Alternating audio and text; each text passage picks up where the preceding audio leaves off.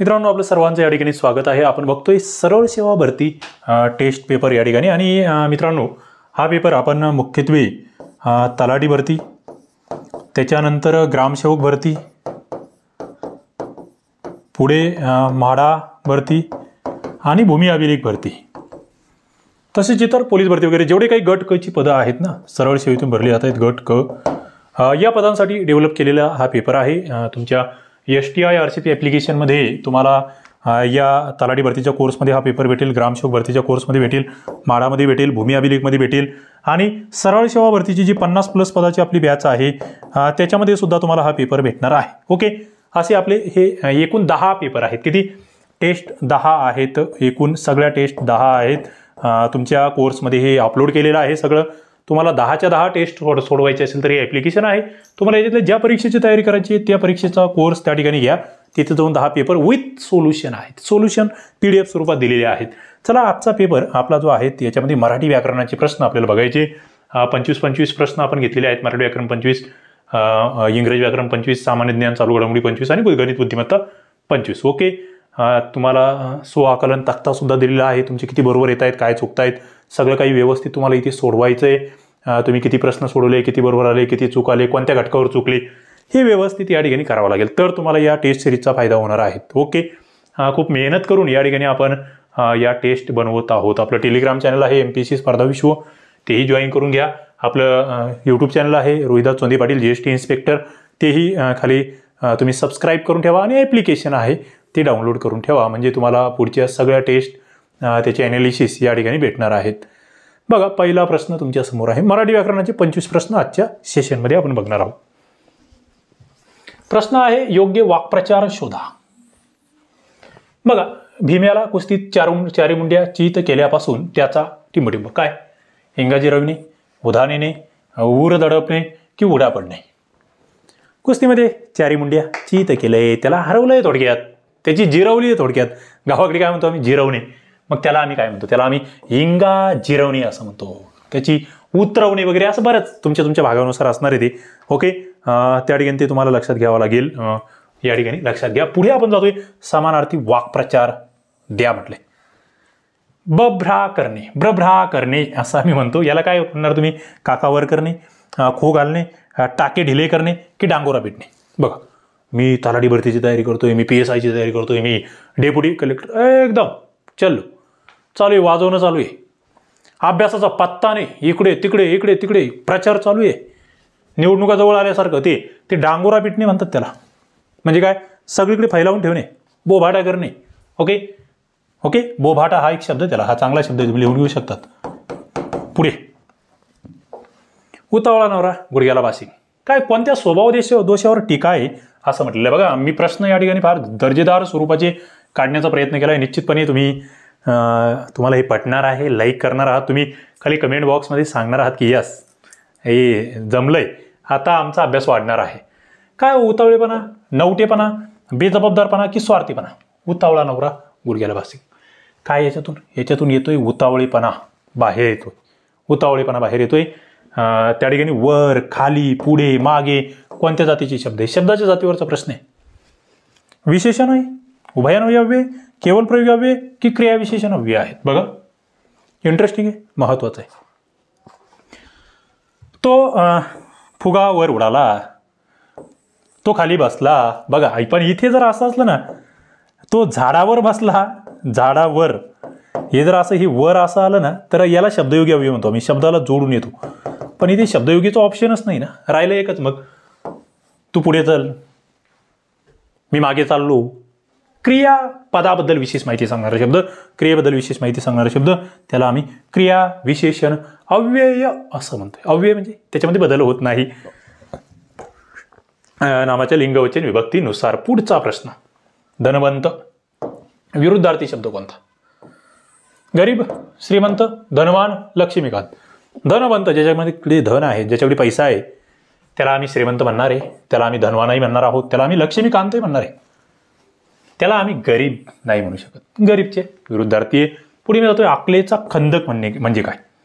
खूप खोल खड्डा, अतिशय हुशार मनुष्य, त्याच्यानंतर अतिशय मूर्ख मनुष्य की शहाण्यांनी खोदलेला खंदक? बघा, अकलेचा खंदक. अकलेचा खंदक तुम्ही कशाला म्हणणार आहात मित्रांनो? सरळ वाक्प्रचार आहे. या ठिकाणी लक्षात ठेवा, अतिशय मूर्ख मनुष्य त्याला आम्ही अकलेचा खंदक असं म्हणतो आहोत. काय अकलेचा खंदक असं म्हणतोय? खूप मूर्ख व्यक्ती असेल त्याच्याबद्दल आम्ही हे वापरतोय. पुढचा मुद्दा, पुढचा प्रश्न.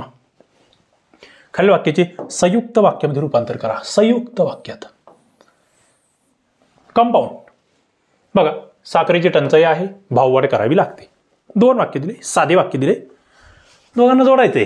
संयुक्तामध्ये आहे ना, 2ही वाक्य प्रधान असतात. मिश्रामध्ये एक प्रधान असते, एक उपवाक्य असते. इथे काय, साखरेची टंचाई भाववाढीला कारणीभूत आहे हे तर सामान्य वाक्यात चाललंय. केवळ वाक्यात साखरेची टंचाई आहे म्हणून इथे एक उभयान्वयी अव्यय आलोय.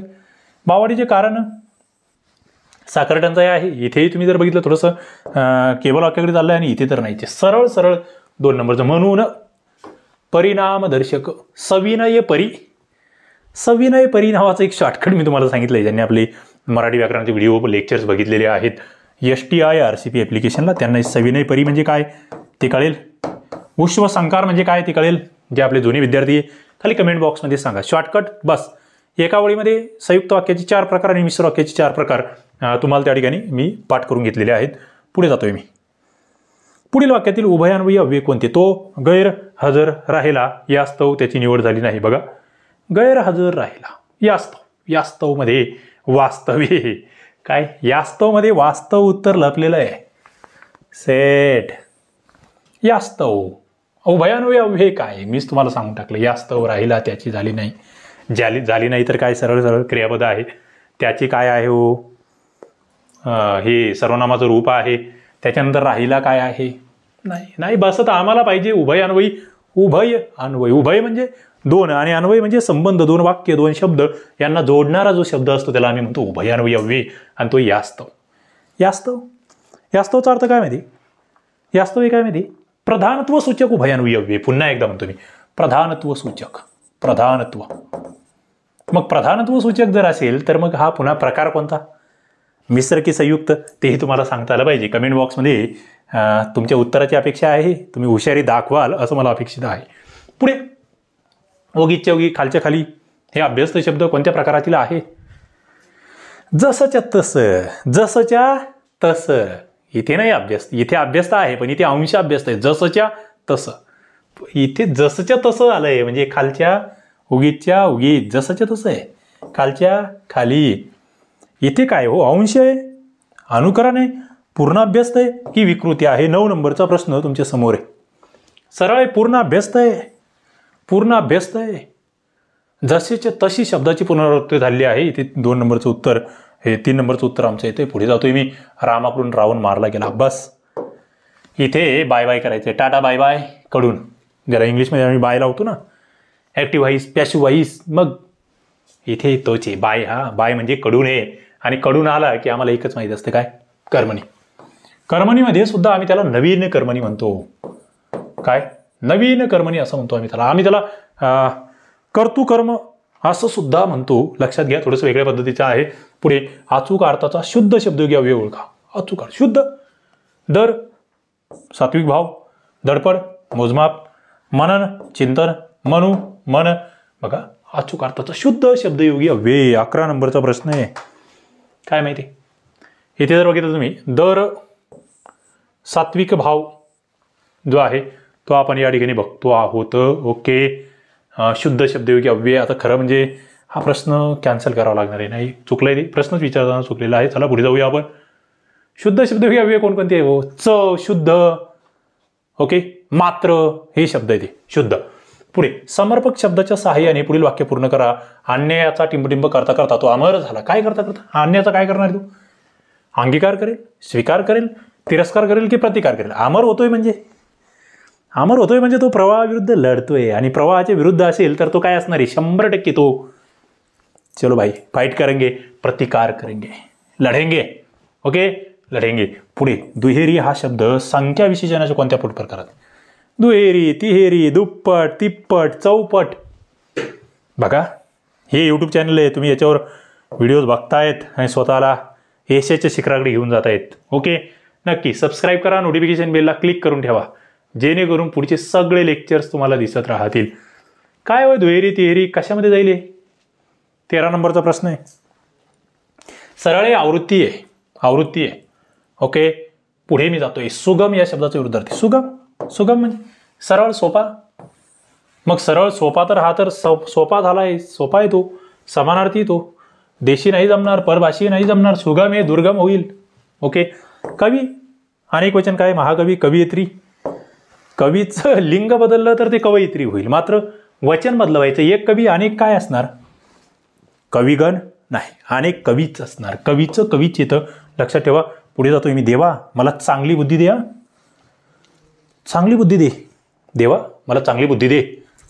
काय? उद्गारार्थी, होकारार्थी, विद्यार्थी की आज्ञार्थी? काय? प्रार्थना केलेली, पण प्रार्थना जाते कशामध्ये? प्रार्थना जाते आज्ञार्थीमध्ये. फसवणारे फसतात काही जण या ठिकाणी. पुढे बघा, अर्धस्वर ओळखा. अर्धस्वर किती आहे मराठीमध्ये? 4 आहे. 4 अर्धस्वर आहे मराठीमध्ये. कोणकोणते आहे? अ आहे का? अ तर हा तर रस्व स्वर आहे. रू आहे का? हा सुद्धा रस्व स्वर आहे. म्हणजे हा स्वरच आहे. हे अर्धस्वर म्हणजे स्वर नाही, हे व्यंजन आहे. हा व्यंजनाचा प्रकार आहे, हा स्वरांचा प्रकार नाही आहे. हा रू सुद्धा तो तुम्ही बघाल तर तो याच्यामध्ये स्वरामध्ये, मात्र अर्धस्वरामध्ये य र ल व, य र ल व, य र ल व हे 4 येते. अर्धस्वर पाय मोडलेले आहे त्याचे. व्यंजनाचे ते प्रकार आहे 4. म्हणजे व्यंजनाचा एक प्रकार जो आहे त्याच्यामध्ये ते 4 आहेत. आंबा हा शब्द टिंबटिंब प्रकारात मोडतो. काय व आंबा? तद्भव, तत्सम, बोली, कृदंत. आम्र, आम्र शब्द ऐकला तुम्ही? आम्रखंड, आमरस, आमरस म्हणतो आपण त्याला, बरोबर. आम्रपासून आलाय आंबा. मग आम्र हा तत्सम आहे, आंबा हा तत्सम मध्ये थोडासा बदल झाला. आम्ही त्याला काय म्हणतो? त्याला आम्ही म्हणतो तद्भव. ओके, संस्कृतमध्ये बदल झाला, त्याला आम्ही तद्भव म्हणतो. आणि मी पुढच्या शब्दांकडे जातो. मराठी उपसर्ग. मराठी उपसर्ग असलेले शब्द कोणते हे तुम्हाला विचारलेलं आहे. बघा खाली दिलंय. अतिशय, अधिपती, अध्ययन, अति, अधि, अध्ययन, अपयश, अपमान, अपकार, अजान, अदपाव, अवजड, अवमान, अवकृपा, अवनत. मराठी उपसर्ग तुम्हाला शोधायचे आहे मित्रांनो. याच्यामध्ये जर बघितलं तुम्ही, अजान, अदपाव, अवजड, अद, अव, हे मराठी उपसर्ग. उपसर्ग हा सुरुवातीला लागतो, शेवटी जो लागतो त्याला आम्ही प्रत्यय म्हणतो. ओके, लक्षात ठेवा. मी हे सगळं शिकवलेलं आहे तुम्हाला. मराठी व्याकरणाचे टोटल लेक्चर्स माहिती आहे तुम्हाला किती झाले आतापर्यंत? 100+ लेक्चर्स आहे तुमच्या प्रत्येकाच्या कोर्समध्ये. हे तलाठी भरती असू द्या, ग्रामसेवक असू द्या, म्हाडा असू द्या, भूमी अभिलेख असू द्या, कृषी सेवक, आरोग्य सेवक, सगळ्या ठिकाणी. पुढे जिच्या गळ्यात गंधार आहे असं दीनानाथ म्हणायचे, तीच ही स्वरसम्राज्ञी लता. या वाक्यातील गौण वाक्य कोणते असं म्हटलेलं आहे? लता दिदींबद्दल या ठिकाणी विधान केलेलं आहे दीनानाथ यांनी. मित्रांनो, या ठिकाणी जर बघितलं तुम्ही, जिच्या गळ्यामध्ये गंधार आहे असं दीनानाथ म्हणायची, तीच ही स्वर सम्राज्ञी लता. इथे जर तुम्ही बघितलं तर तुम्हाला काय विचारलंय हो की गौण वाक्य ओळखा. गौण म्हणजे जे अवलंबून आहे दुसऱ्या कुणावर तरी. आता याच्यात जर बघितलं तुम्ही, तीच ही स्वर सम्राज्ञी लता. दुसरं, जिच्या गळ्यामध्ये गंधार आहे असं दीनानाथ म्हणायचे, जिच्यापासून सुरुवात झाली यापैकी नाही सर्वच. बघा इथे जर बघितलं ना, इथे हे वाक्य, हे जे आहे ना इथपर्यंत याला आम्ही गौण वाक्य म्हणतोय. तीच ही स्वर सम्राज्ञी लता, हे मुख्य वाक्य. ओके, हे गौण वाक्य लक्षात ठेवायचं आहे. या ठिकाणी आपण पुढे जातोय. पुढचा मुद्दा, मागून जन्मलेला या शब्दसमूहाचा शब्द निवडा असं म्हटलेलं आहे. अग्रज, अपूर्व, अनुज, अष्टावधानी. आधी जन्मलेला, नंतर जन्मलेला, सरळ सरळ या ठिकाणी आहे. इथे जर बघितलं, मागून जन्मलेला ज्याला आम्ही अनुज म्हणतो आहोत. काय? अनुज म्हणतो आहोत. आधी जन्मलेला त्याला आम्ही अग्रज म्हणतो आहोत. पुढे एकाच आईच्या पोटी ज्यांचा जन्म झाला आहे ते काय म्हणणार तुम्ही त्यांना? सहोदर, आप्तेष्ट, गणगोत, आप्तस्वकीय. एकाच आईच्या पोटी जन्मलेले त्यांना आम्ही सहोदर म्हणतो. उदरनिर्वाह म्हणतो आम्ही, पोट म्हणतो. एकाच आईच्या पोटी जन्मलेले. पुढे शेजारी पाजारी, उरला सुरला, बारीक सारीक, हे शब्द. आता बघा इथे सारखं सारखं नाही. सेचा पा झाला, ऊचा सू झाला, बाचा सा झाला, जसंच्या तसं नाहीये. सेट बदल झाले, थोडेसे बदल झाले. मग आम्ही थोडेसे बदल झाले असेल ना, आम्ही त्याला पूर्ण अभ्यस्त नाही म्हणत. अनुकरणवाचकमध्ये तर ते दोन्ही दर्शक शब्द असतात, आम्ही त्याला म्हणतो अंशाभ्यस्त शब्द. ओके, पुढे जातोय मी. 24 नंबरचा प्रश्न तुमच्या समोर या ठिकाणी आहे. बघा, खालील विधानातील क्रियाविशेषणाचा प्रकार ओळखा. क्रियाविशेषण. इतका मोठ्याने बोलला तो की त्याचा आवाज बसला. इथे तुम्हाला की म्हटलेलं आहे. आता काय होईल उद्देश आहे, कारण आहे, रीत आहे की कालदर्शक? 24 नंबरचा प्रश्न आहे. तो इतका मोठ्याने बोलला की त्याचा आवाज बसला. कारण की त्याचा आवाज बसला, की त्याचा आवाज बसला, कारण आहे. मोठ्याने बोलणं हे कारण आहे, आवाज बसण्याचं कारण दर्शक हे 2 नंबरचं उत्तर आहे. अभ्यस्त शब्द. याच्यावर आता 3 प्रश्न एकाच टेस्टमध्ये झाले. अशा टेस्ट आपल्या होत राहतील. सगळ्या टेस्ट बघत राहा. तलाठी भरती, ग्रामसेवक भरती, म्हाडा भरती, भूमी अभिलेख, आरोग्य सेवक भरती, पोलीस भरती, सगळ्या ठिकाणी हे उपयुक्त ठरणार आहे. शेजारी पाजारी, खेळकर, उन्हाळकी, राजकीय. 25 नंबरचा प्रश्न अभ्यस्त तुम्हाला विचारलेला आहे. अभ्यस्त विचारलेला आहे. अभ्यस्त म्हणजे काय हो? पुनरावृत्ती होणारा. बस ज्या ठिकाणी शब्दांची पुनरावृत्ती होते त्याला आम्ही म्हणतो अभ्यस्त. आणि मग तो इथे एकच आहे, शेजारी पाजारी. काय बघतोय आपण? STI RCP ॲप्लिकेशनवरच्या टेस्ट सिरीजमध्ये तुम्ही सहभागी झालेले आहात. आणि आता सध्या ऑफरही चालू आहे. मकर संक्रांती ऑफर चालू आहे 2-3 दिवस. ॲप्लिकेशन डाउनलोड करा. खाली डिस्क्रिप्शन बॉक्समध्ये लिंक आहे. तलाठी भरतीचा कोर्स आहे, ग्रामसेवक भरतीचा कोर्स आहे. बऱ्याच जणांनी ॲप डाउनलोड केला असेल. एकदा डेमो लेक्चर्स बघा. सगळ्या टेस्ट अपलोड केलेल्या आहेत. काही डेमो टेस्ट सोडवून बघा आणि नक्की या ठिकाणी आपला अभ्यास सुरू करा. आपल्या मित्रांना सुद्धा सांगा या आपल्या STI RCP ॲप्लिकेशनबद्दल. ओके, खूप सारे मित्र या ठिकाणी याच्यावर अभ्यास करताय. तुम्ही या आणि आपला अभ्यास सुरू करा. इथे आपण थांबूया. धन्यवाद.